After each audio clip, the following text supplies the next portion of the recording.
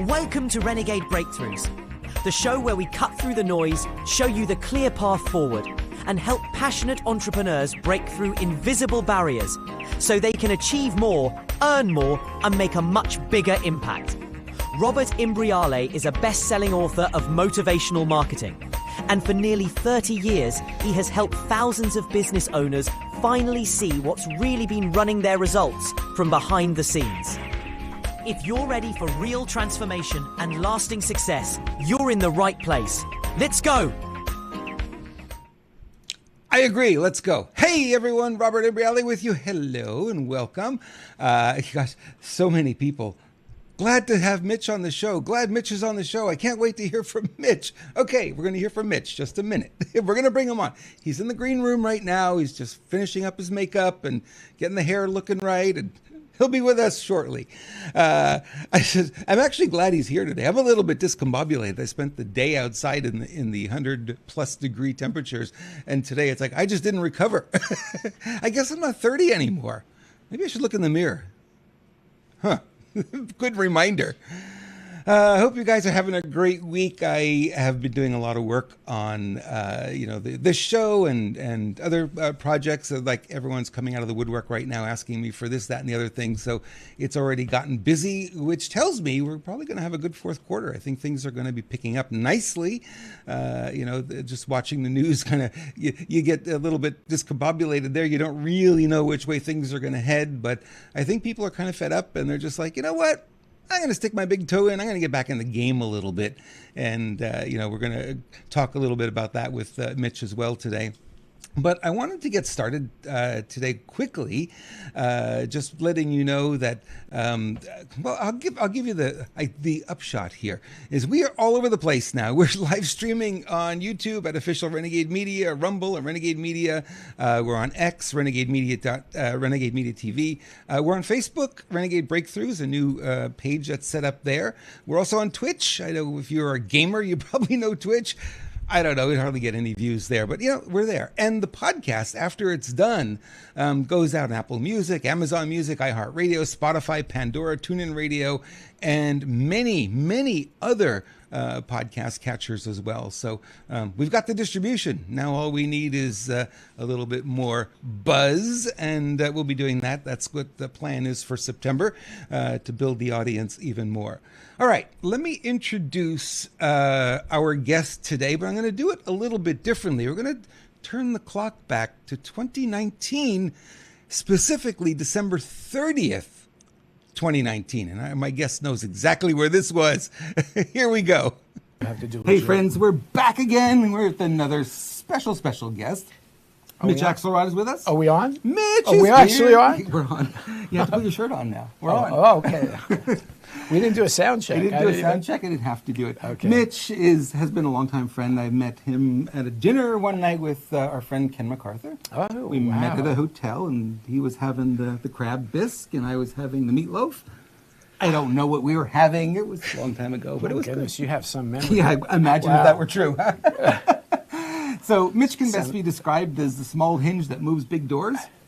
And for many years, Mitch has been selling his content, not his services, selling his content to the insurance industry, right? New York Life, Mutual. Yeah, probably 10, 12 insurance companies. 10, 12 insurance companies. Our stuff. He learned early on that if you put your content on a cassette tape, if you print it in a book, your content gets, to use his words, trapped.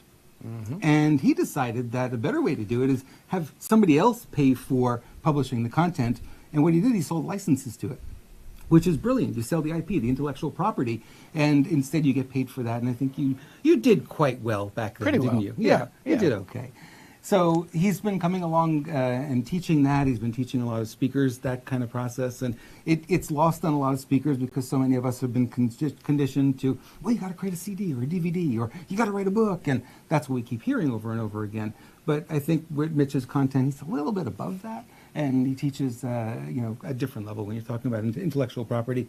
Nobody thinks about their stuff like that. Oh, that's so 2010. Well, yeah. Info products are so 2010. Yeah, literally. Or right? 2019, I should say. And we're moving into 2020 already. Yeah. So Mitch is going to bring us a top 10 list? Well, you told me I only had time for 5, so...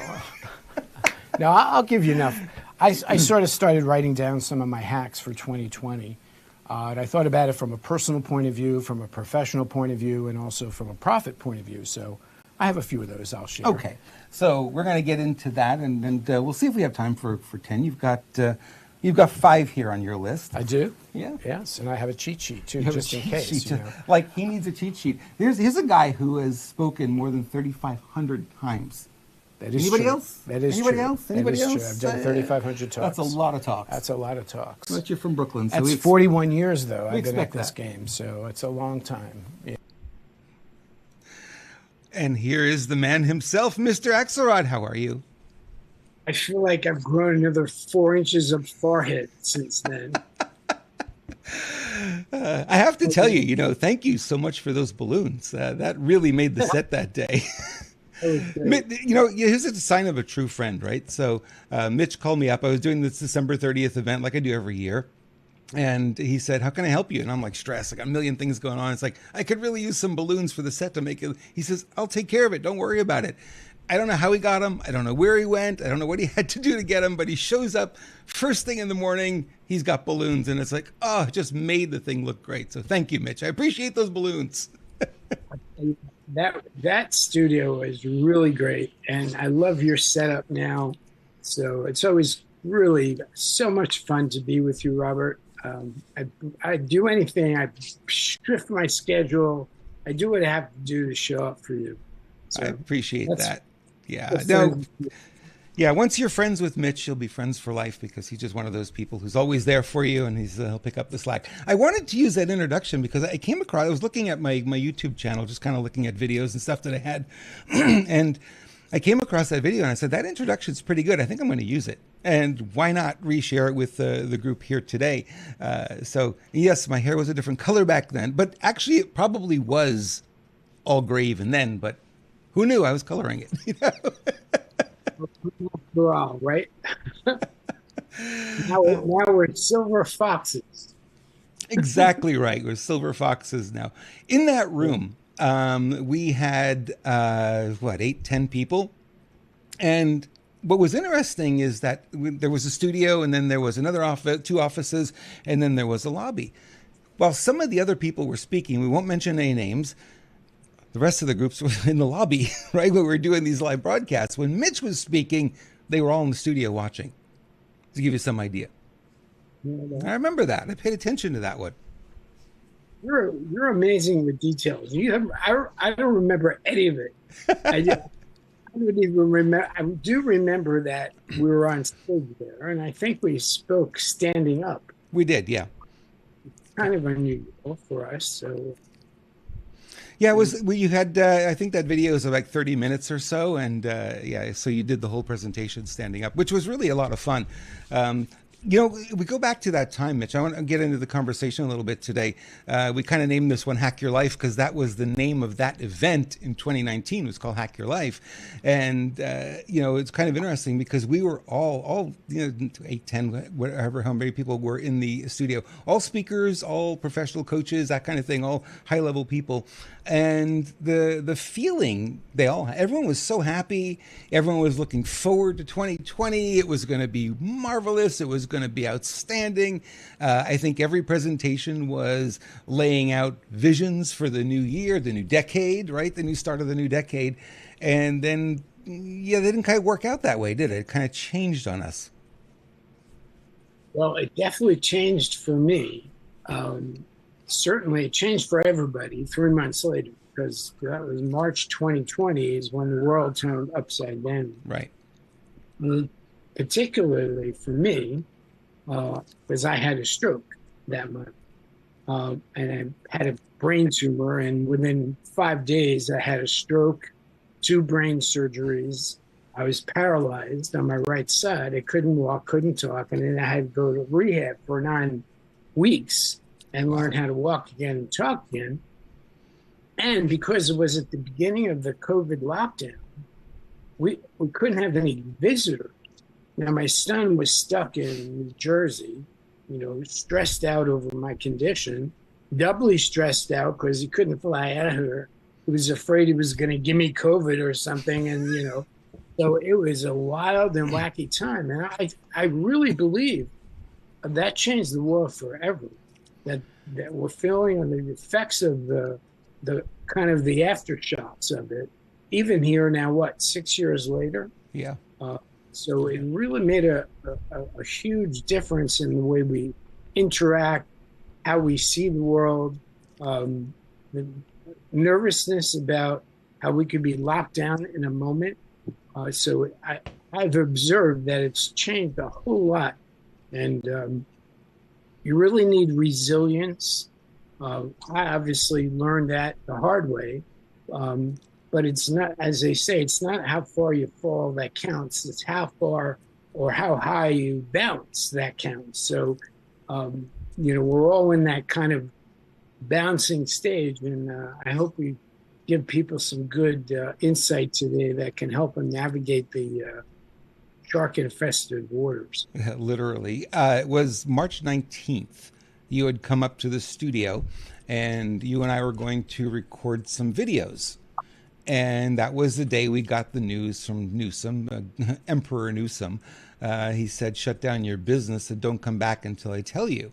So we actually, we sat there for hours, kind of like mulling it over. And how could he do that? Where does the legal right? And we didn't know because nobody heard the word mandate before. What's a mandate? I don't even think it was a word that was really used in America. I know in other countries they use it. And we were kind of, perplexed by the whole thing. And I remember, Mitch, after you left, I called Phoebe and I said, okay, here's my plan.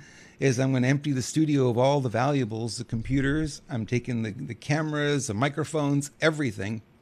And I brought the car into the warehouse part. We had a roll up there. And I parked the car inside the warehouse, filled it up. I could barely drive. There was so much stuff in there. And I said, I'm not stopping. I'm going to keep working. And, it's like, I don't know if they're going to have roadblocks up. I don't know if they're going to be arresting people. Never heard of a shutdown, a mandatory shutdown. Never heard of that before. And, Mitch, your reaction to it, tell us what you felt after that came out. Well, it's interesting because I went home and I wrote they weren't blog posts or articles, but I have my notes on the iPhone. And I have about, 400 notes. But just random writing. And what hit me at that time was how compliant they were demanding that we were, and were we going to pass the test? All right, and how many people would be frightened into a state where they would do whatever the government said. And so, I mean, to this day, I remember writing. And it was kind of frightening to think these guys could shut us down for a year, 2 years. Yeah. We didn't know at the time. They said, hey, 2 weeks to slow the curve, right? Well, 2 weeks turned into, for some people, 2 years. Here in California, we didn't get back to normal in probably 2 years. So it really shook me to my core from the point of view of what's going on here. All right. And I am not a compliant guy. It's ironic because my dad was a New York City cop. And so he was very much, pretty much by the book, as they say. And I was always a renegade, which is why I relate to everything you do. My question was, why? Why is this happening? And I couldn't for the life of me come up with a good reason. So, but I had 8 days later, I had my stroke on the 27th. And so, in a funny sort of way, for almost 3 months, I was immune to what was going on around the world. I was cocooned in my nursing home, in rehab. I had a daily routine. I had to get up and do 4 hours of physical therapy, occupational therapy, speech therapy. And then I had another hour or two back in my room to do more therapy. So my life was consumed by just survival, right? I couldn't think beyond it. But fortunately, I had an iPad. And the iPad kept me in touch with the world outside of the nursing home. and I just couldn't believe what was going on out there. And Yeah, so we couldn't even I go to did, visit you. I mean, they wouldn't allow anybody in, and it was a crazy time. tell Crazy you, time. just to get off this for the last, there was about 70 people in the nursing home. Mm-hmm. All of us were in wheelchairs. Wow. And every morning, people would park their wheelchair outside their door of the room.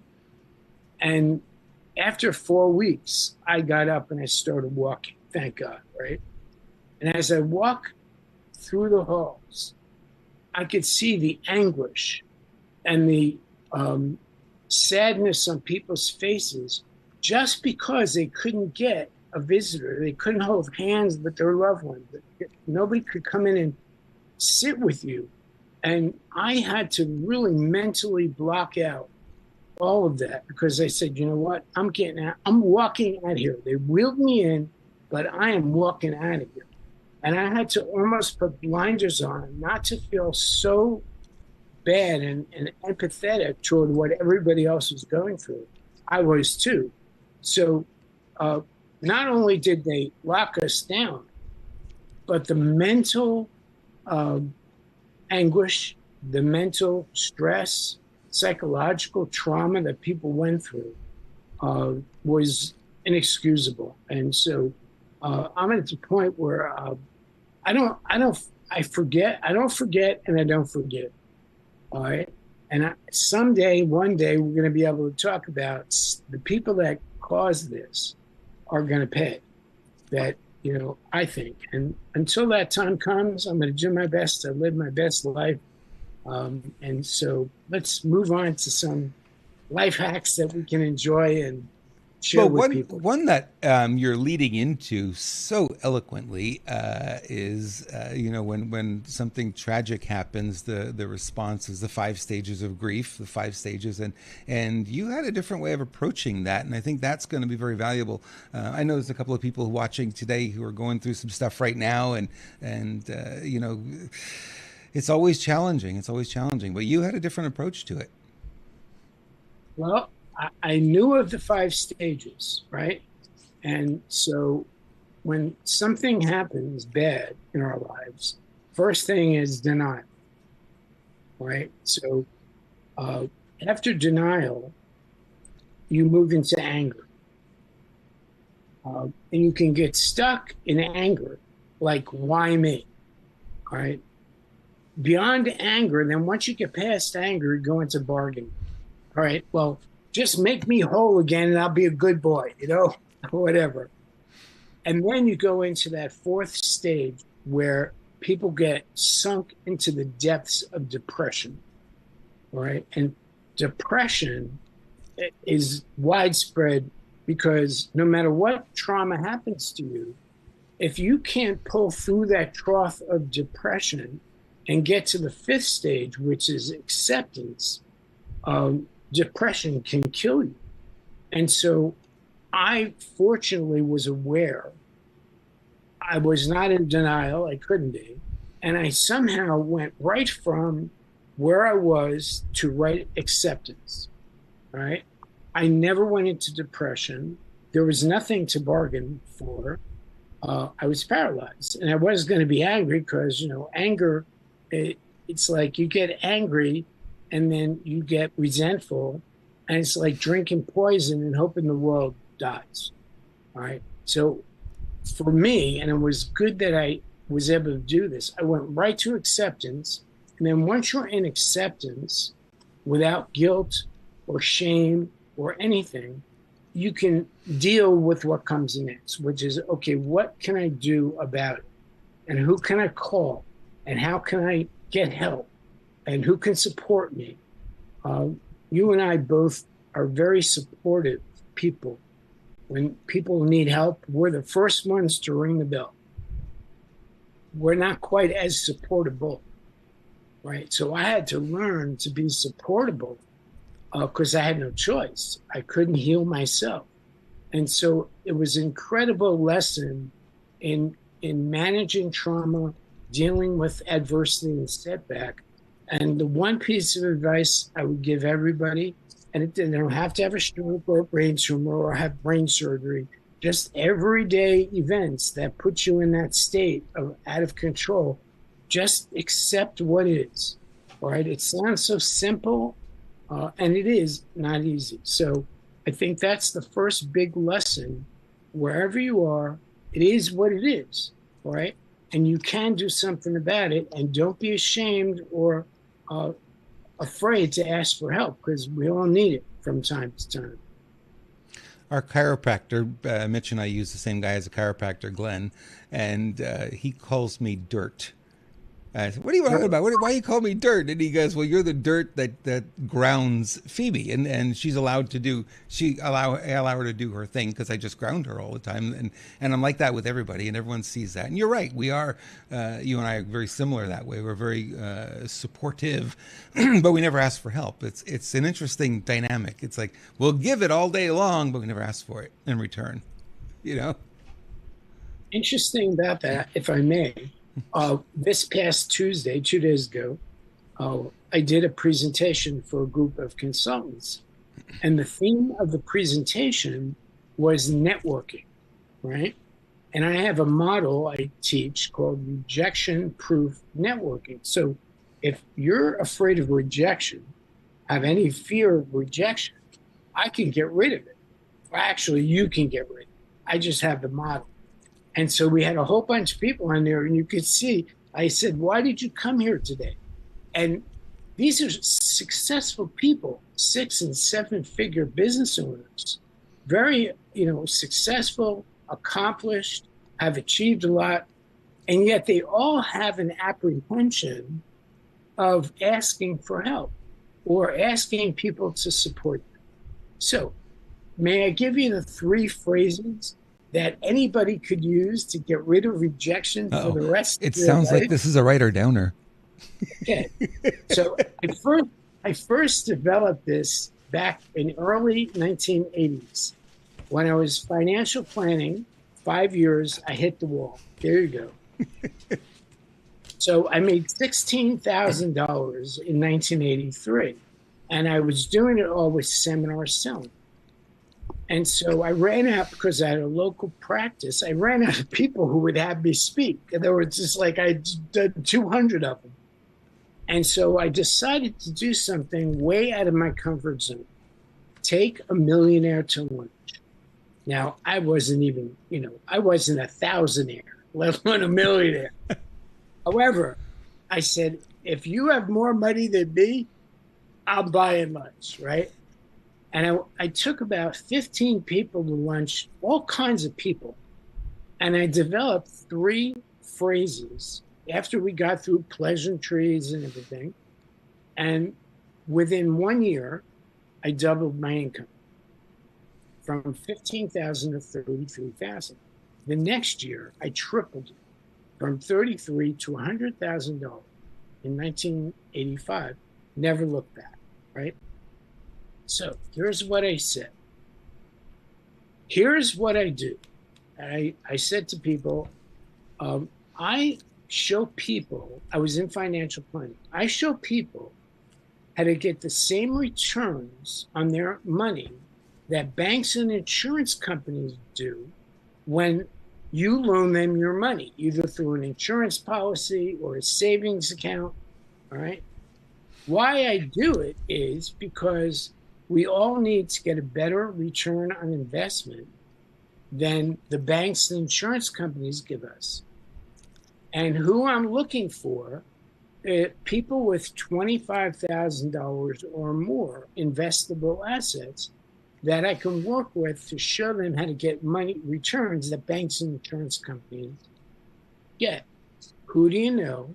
Where should I go? Okay. And that simple model, it's very simple, but sometimes simple is profound. It enabled me to eliminate fear of being rejected, because I wasn't asking that person to buy anything, become a client, right? And some of the people just said, well, I don't know anybody, I can't help you.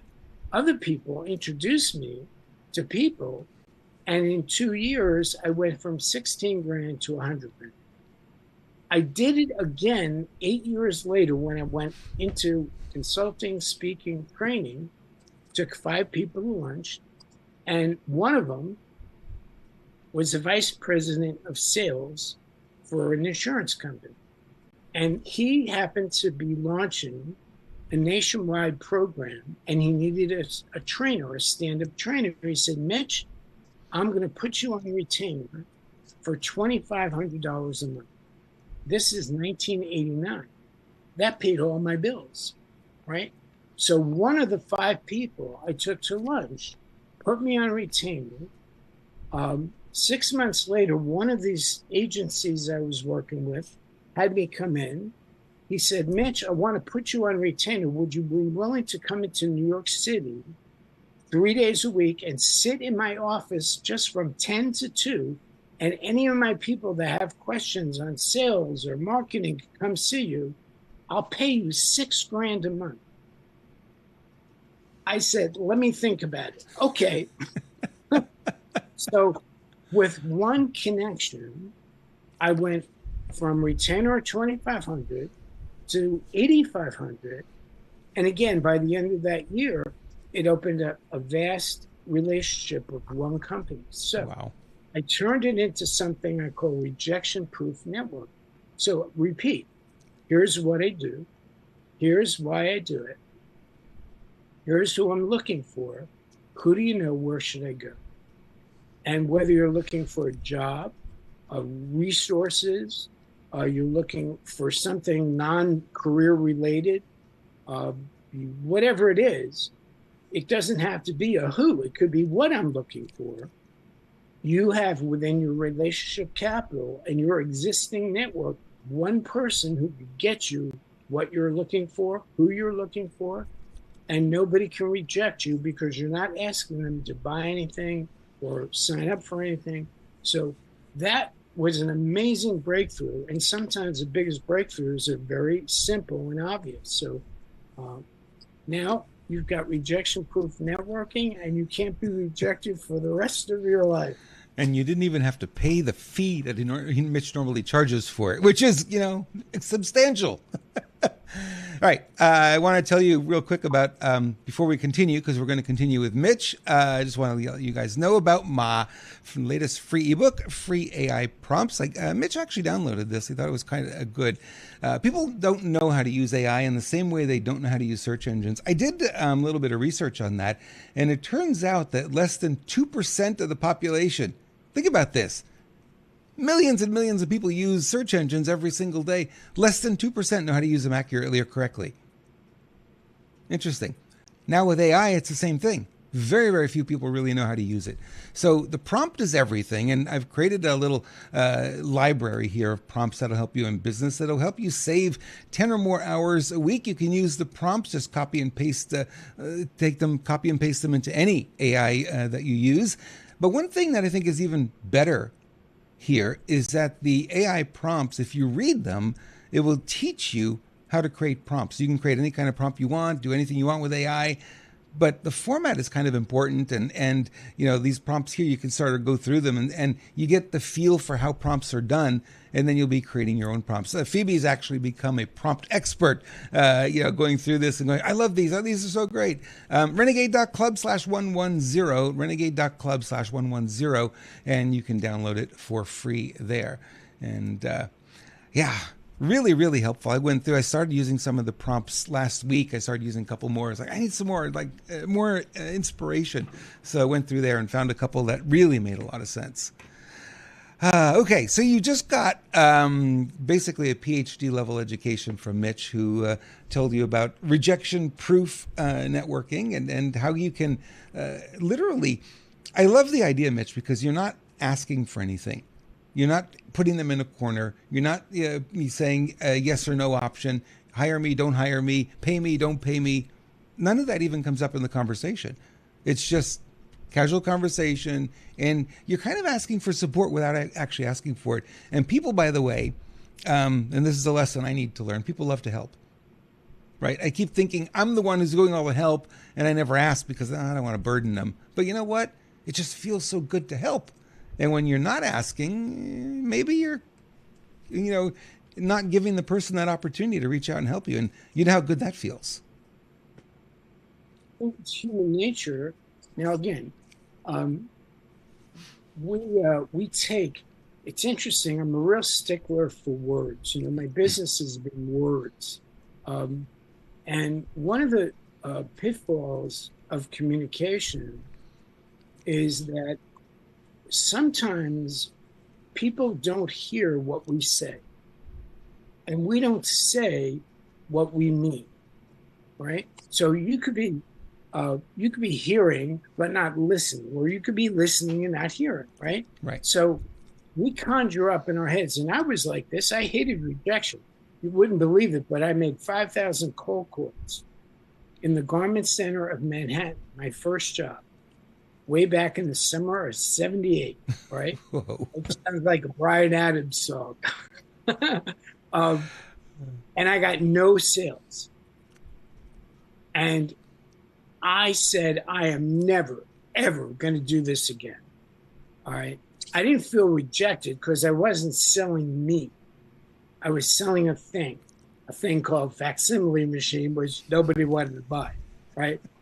But when you're selling you, your product, your service, your time, it's very different when you're selling yourself than when you're selling a thing.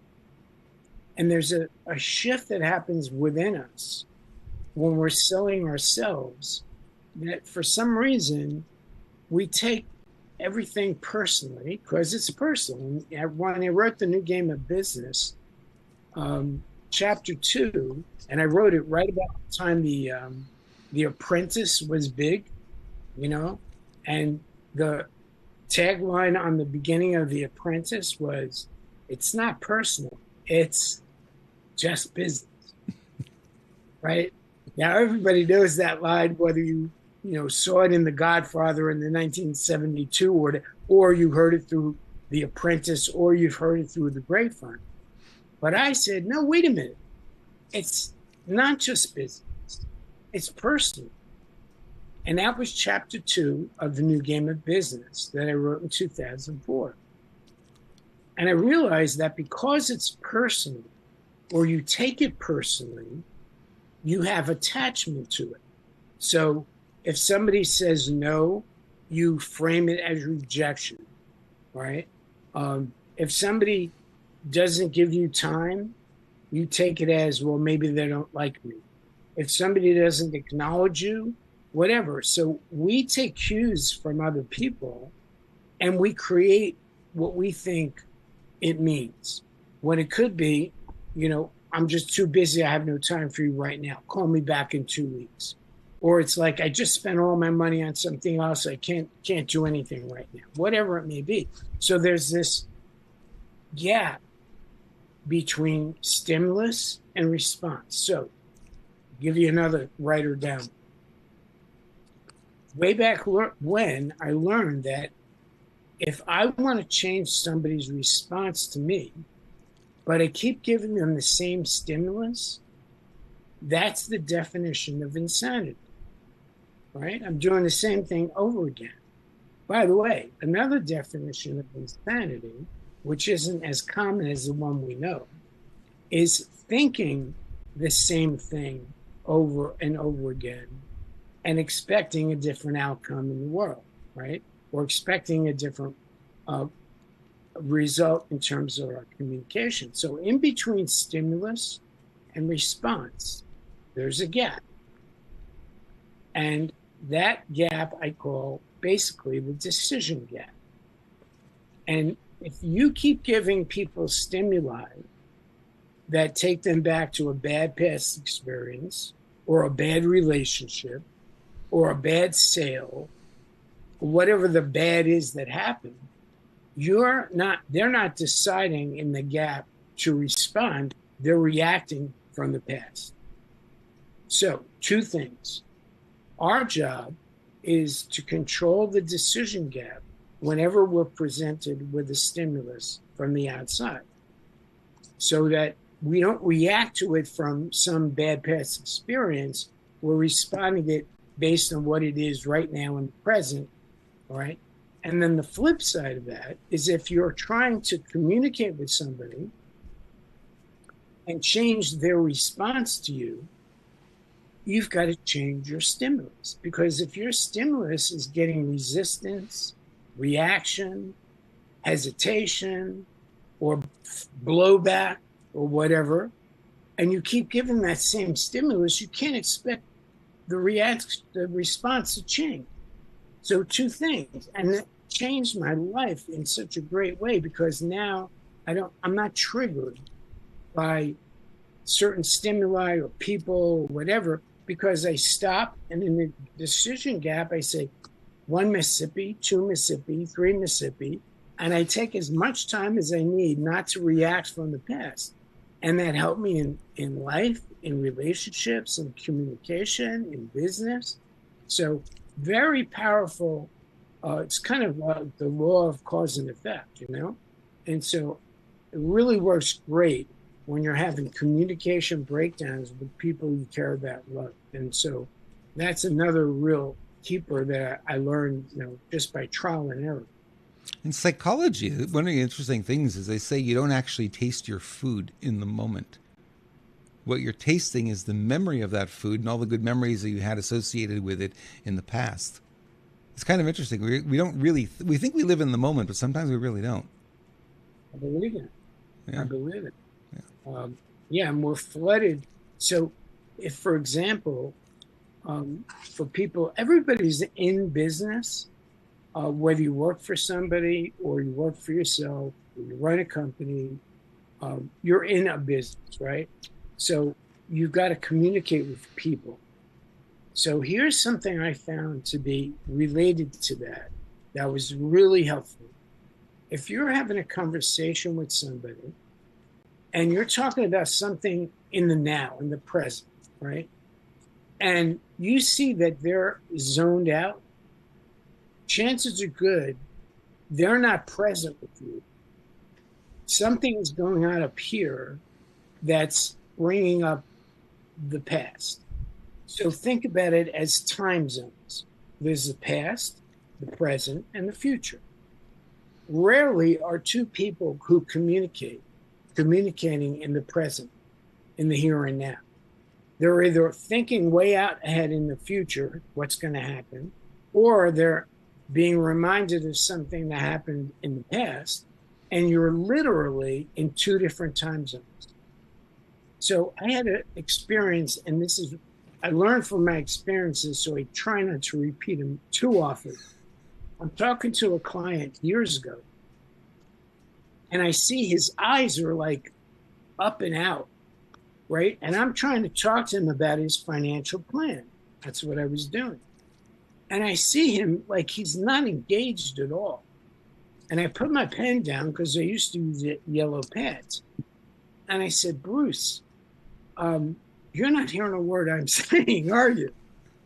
And he was shocked he says, actually, Mitch, all I'm thinking about is I had this conversation with an insurance agent years ago, and blah, blah, blah, blah, blah, blah. And he went into a big story about how he got burned, he made a bad investment.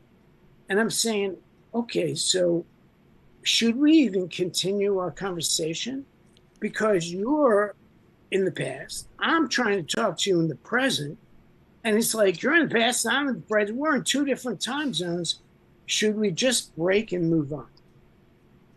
Or can you come present with me without the past dragging you back, so we can have a discussion right now? Otherwise, it doesn't make sense for us to talk, because your past experience is going to color your decision right now. And whatever you decide is not going to be good for you, because you're not deciding based on current conditions, you're deciding based on past experience.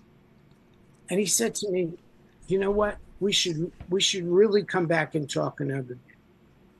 All right. I just can't stop thinking about what happened. And I said, okay, let's do that. I walked out of there. I sat in my car for about 10 minutes, and I thought, you know what? You got to do something with every conversation. You got to ask people if they can be present. And if they've had a bad past experience, you have to ask them, why don't you tell me what happened? and let them get it out, verbalize it, excise it if they have to, and then ask them, okay, can we have a present conversation? If not, let's come back and talk another day. And that changed the context of every conversation I've ever had since then. So important to bring, because we live so much in the past. I mean, so many people do, especially when I tend to live in the future, though. I tend to be, kind of looking forward. And I think that over the years, I think clients pay me for that. It's like you had said, this, something you see or something and it's like I can see things. I can see around that corner a lot of times for businesses and what they're doing and where it's going to land them. And, I always find it curious because sometimes businesses won't listen. And they end up exactly where I told them they were going to listen. And they come back and they said, yeah, we should have listened to you 6 months ago. It's like, but yeah, some people do. They live in the future. Some people live in the present, very few. And a lot of them live in the past. They use the past as what, kind of driving the car, looking in the rearview mirror. Good luck with that, right? Learn from it. And then, okay, driving off the road, probably not a good thing. I'm not going to do that again. I'm going to look forward and, keep the car between the lines, if that helps. Well, that's a very valuable skill, being able to see around the corner and into the future, all right? And you should be paid very well for that, right? Because all the people that you said you could see what's coming, and they didn't trust you, believe you, put faith in you. I didn't charge them enough. That's the problem. I didn't charge them enough. If they paid enough, they would have listened. That could be too. They're all factors. However, what I would suggest is, and here's an interesting thing that you brought up. So we're always trying to get people present so we can be with one another right now.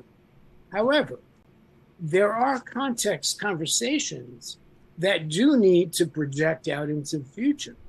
And if they're staying in the present, and they don't want to look at the future because whatever, frightened, scared, it doesn't look so sunny and rosy, it would probably help you to say, you know what? We're having a present conversation. Can we step into the future just for a minute and look at what possible scenarios could happen, kind of looking at, different options? Because whatever you're doing now, if you have an eye toward the future, you want somebody to help you and support you who can actually kind of objectively see things that you can't see or that you're not looking at. You're not looking at something that could be manifesting. So it's a really valuable skill. And sometimes people just don't want to step into the future. Yeah, they're so caught up in the day-to-day sometimes they just can't get themselves out of that. But I think if you want to be successful in anything, you really got to be able to look down the road a little bit and say, what am I doing today? How is that going to impact me a month from now, 6 months from now, 6 years from now? The Chinese do that very well. They actually look a century ahead.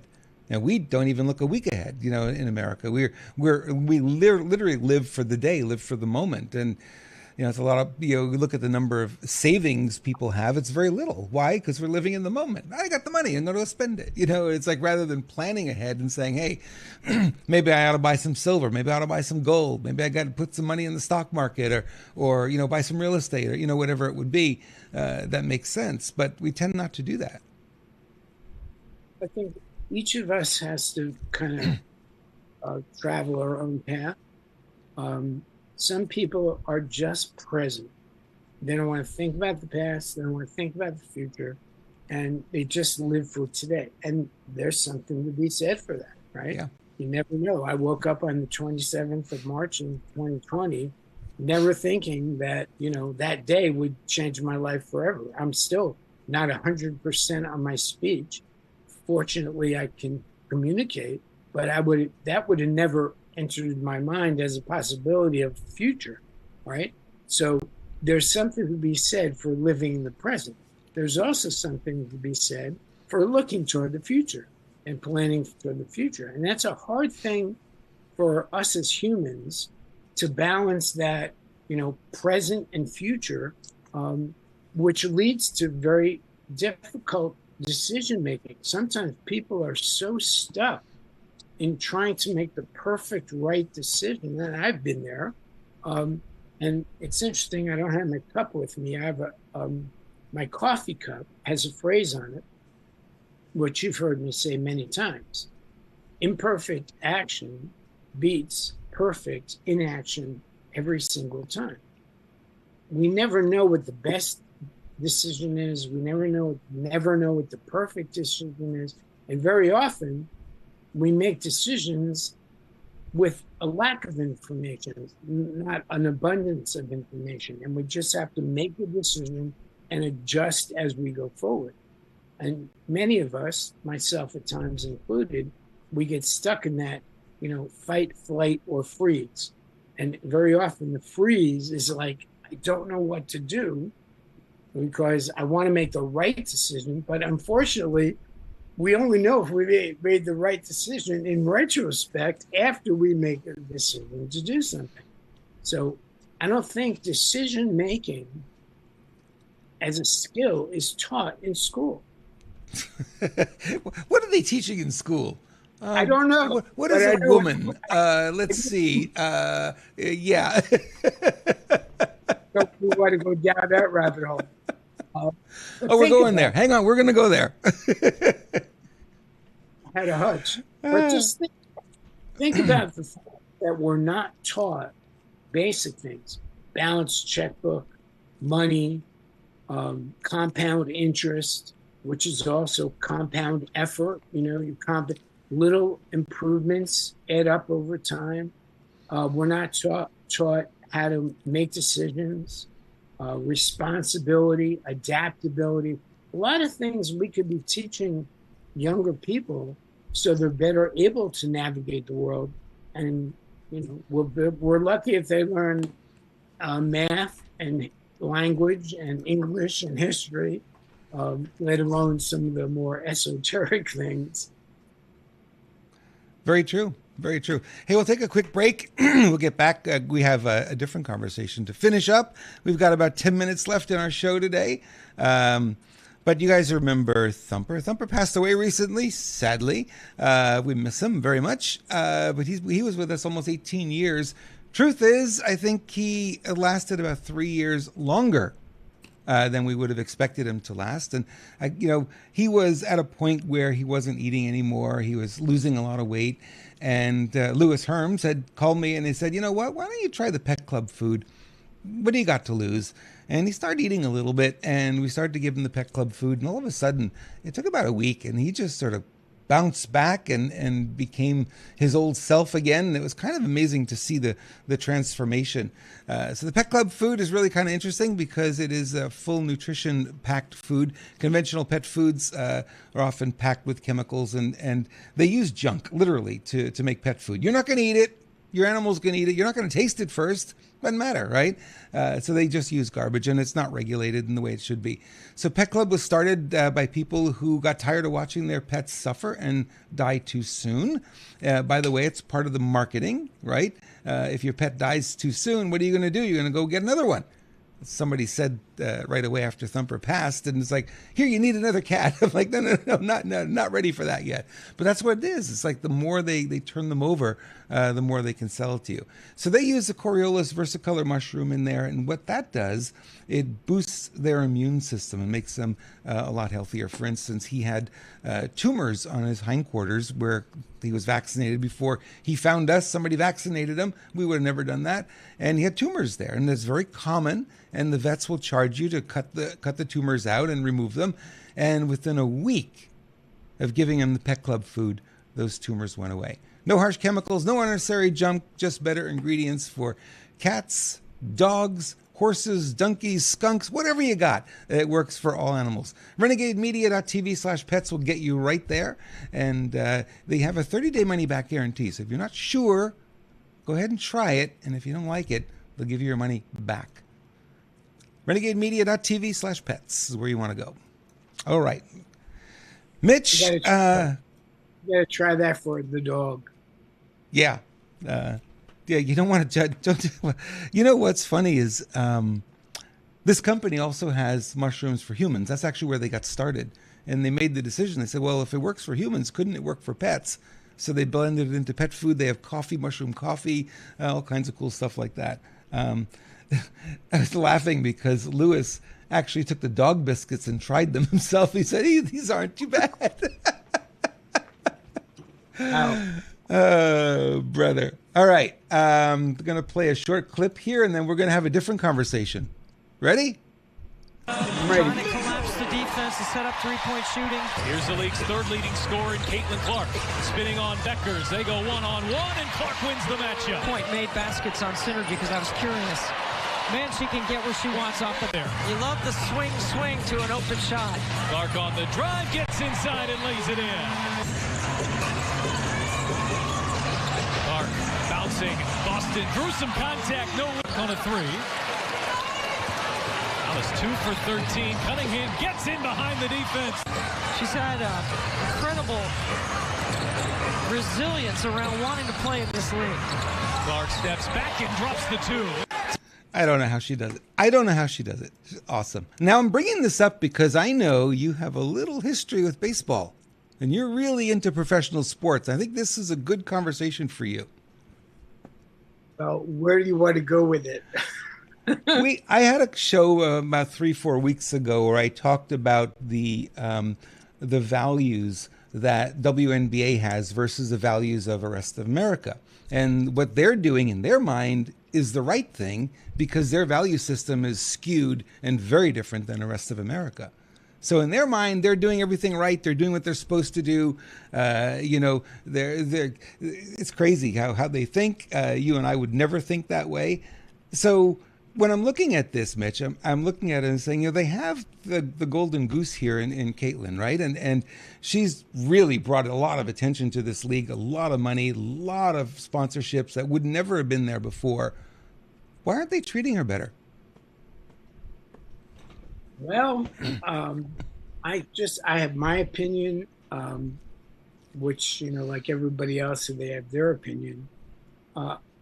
People are often threatened when the status quo is disrupted, even when the status quo is disrupted in an incredibly positive way. So my observation, jealousy a little bit. She doesn't fit the mold of the typical WNBA player. She's getting an inordinate amount of attention when the league got no attention for 20 years. Yeah. Now, the flip side of that is they're all flying private, I believe. Now they all fly on planes. They have first-class hotels. The contracts that are being negotiated are all much better and more lucrative.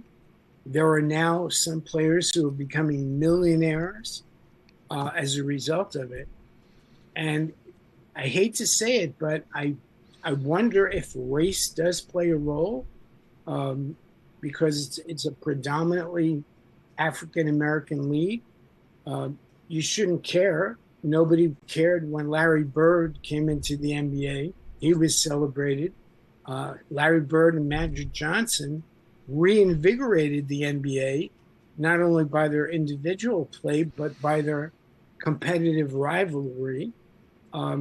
So I think there's a lot of factors, social factors, maybe even political factors, because the conversation in the league now is not as much about the game, basketball, as it is about peripheral things. Yep. Social implications, Yep. political implications, racial. So when the conversation moves away from the game itself, you've lost the script. And I think my guess is that if it doesn't find a level point where people say, hey, we appreciate what she's brought to the game, to the league, not just financially, but in terms of acknowledgement, recognition, attendance. You can see all the games that their team plays, they sell out big arenas. When other teams play that same team, they get 1/3 of 1/4 of the attendance. Yep. I saw an interview with a woman and her daughter who were wearing these XXXY shirts. Right now, who cares what the shirt? They were told if they didn't put another shirt over top of that, they were going to be escorted out of the arena. Now, where is that? And when somebody who was interviewing them said, "What did you pay for the tickets?" What do you think they paid for the tickets? Pay $1,000 a seat. It's crazy. $1,000 a seat. Nobody ever paid $1,000. They didn't pay $1,000 for season tickets for the WNBA. I know. And here they're asking these people either to cover up or be escorted. It's like, what is that? What is that? So the conversation has gone far askew from the game, and it'll either kill the game because she will leave the league, and whatever buoy they've had from her participation will dry up, or the league will adapt and say, we're being really stupid here. Let's accept her for the talent that she is, and celebrate her for bringing the league up from the depths of where they were to the potential of being a really well-recognized, well-respected league. I'm not holding my breath for that, from what I've seen. I don't think it's going to happen. I think the anger and the resentment and the bitterness and the jealousy is going to override the good senses of people. And in this case, like they say about ships, right? High tides raises all boats. And she's done that. He has done it. Yeah. But I think they're trying to drain the water out of the ocean. And if they continue on this path, I think they're going to destroy the league. Caitlin Clark gave away $5 million to charities. $5 million. Apparently she brought in 25 million already from sponsors. Yeah. She doesn't need basketball. Here's the irony. As an athlete, you just want to play the game. Yeah. Right? So she makes, 10 times, 20 times, maybe she probably could wind up making $100 million in sponsorships and may not make $5 million in contract money. Right. But she wants to play. She loves the game. And they're icing her out of the game. It's not about the money for her. It's about playing the game and being the best she can be and making her teammates better. Yeah. So it's a real, I think it's a social test as well as it is an economics lesson. And so there's a lot of weaving and threads that are going to be pulled out of this one thing. And it just shows you one person can have an amazing impact for the good or otherwise. So I follow it pretty closely because there's social and political and cultural implications here far beyond the game of basketball, which is a shame because all you want to do is watch the game of basketball. Hey, so if you ever made it into the National League of Baseball, would you choose Yankees, Mets, or Padres? Oh, there's no doubt. I grew up wanting to be the shortstop of the New York Yankees. There you go. Grew up in Brooklyn, of course. That wasn't meant to be, so I had to accept. I got to semi-pro bowl, which was a great experience. But you realize something, there's only, less than 1,000 players? Think about that. Out of 350 million people here, but now you've got the international world. So out of 7 billion people, and now some people, aren't included, but there's like 1,000 people. And now I think 40% or more come from out of the U.S. You begin to understand, how hard it is to get to that level. So I had my shot, I had my thrill, and I wound up being a speaker instead. Well, tell us about the new game of selling. Well, this is my work of art. Took me 25 years to collate all of that. This book was a #1 bestseller. And what it does is it shows you more than anything how to sell yourself so that you feel comfortable appreciating, communicating, and stepping into your value and your worth. Now, if you sell a product or a service, it'll help you do that.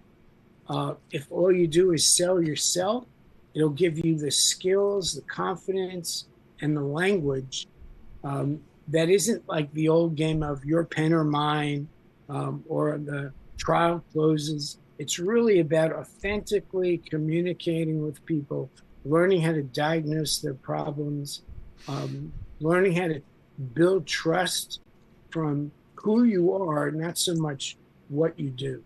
And so I've trained about 1 million people on the skills that are in this book.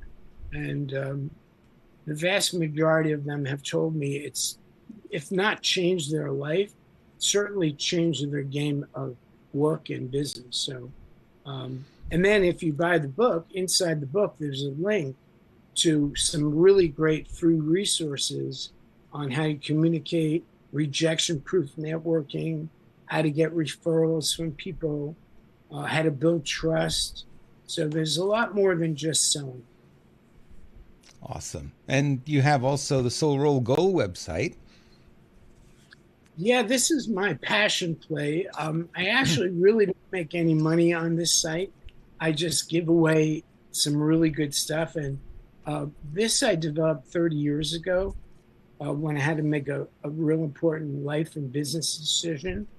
And, you know, we all set goals, but a lot of times we have goal frustration because the goals are not aligned with our soul and our role, meaning the things that we do well and enjoy. And so the whole purpose of a soul role goal is to better align your soul, your roles, and your goals so you live more fully in all three dimensions. And that's kind of my, you know, my personal passion play. And I love talking about that as well. And there's one more, the IP Money Club. This is an ongoing game. Yeah, you know, it's interesting because I get hooked into something and I really go after it, right?